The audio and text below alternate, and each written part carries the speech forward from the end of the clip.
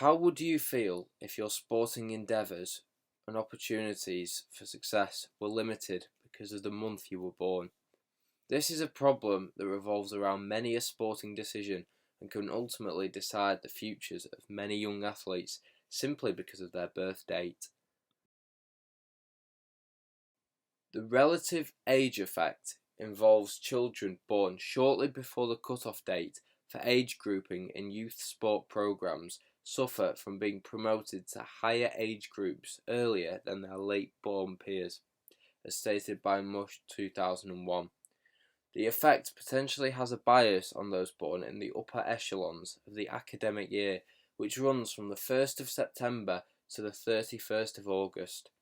This means that those born on the 31st of August would have to apply their sporting practice in age bands in which are a year older than someone who is born a day later.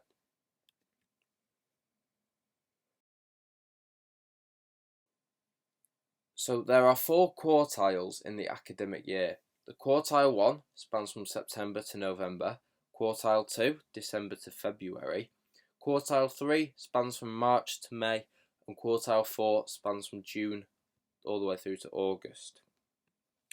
This graph shows the participation in Italian football championship by quartile births as published by Brustio 2018.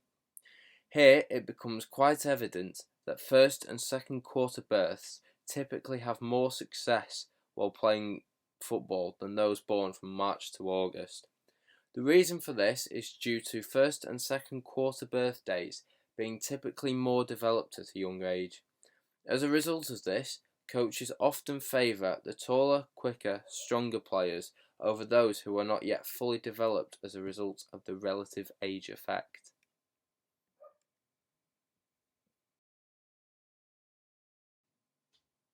This graph displays the number of registered player participants in local community UK Rugby League.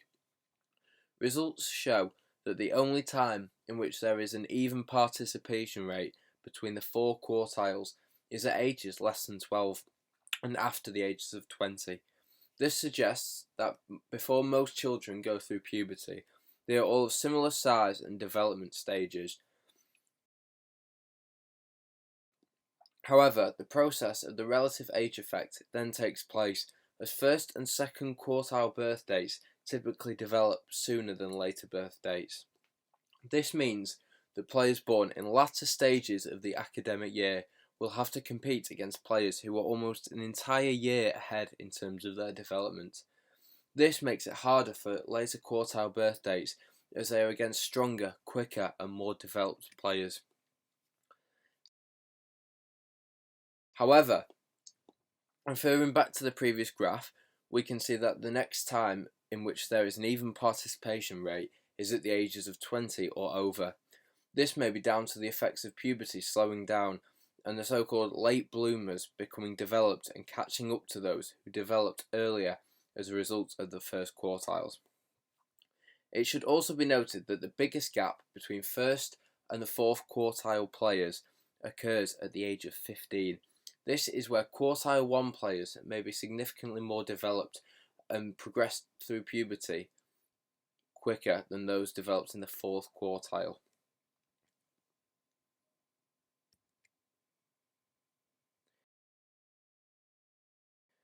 For this reason, rugby scouting pathways aim to combat the relative age effect by scouting players at later stages rather than scouting them earlier like football, and letting potential talent slip through the net as a result of late development.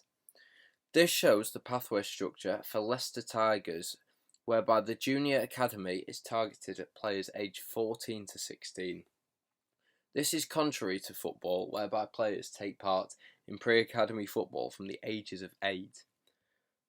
The senior academy finishes at 21, which correlates with the average age of final growth in the UK.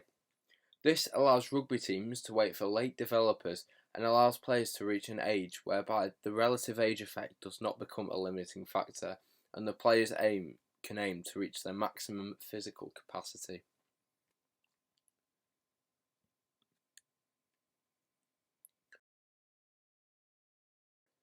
However, the relative age effect is a significant issue in football, as the pathway structure begins at a much earlier age and favours players who are more physically and cognitively developed. A journal published by Poli 2015 concludes that the persons born during the first 23 weeks are systematically more numerous among professional footballers than in the general population. This may be down to the significant demand of developed players, thus meaning first quartile birthdays are more sought after than players born in the latter stages of the year, as coaches have to make judgments as soon as possible to benefit the success of their club. Now, to conclude, Will Rogers states that good judgment comes from experience, and a lot of that comes from bad judgment. Will the relative age effect even itself out throughout the sports continuum, or will it continue to be a factor that limits sports participation and the development of young talent?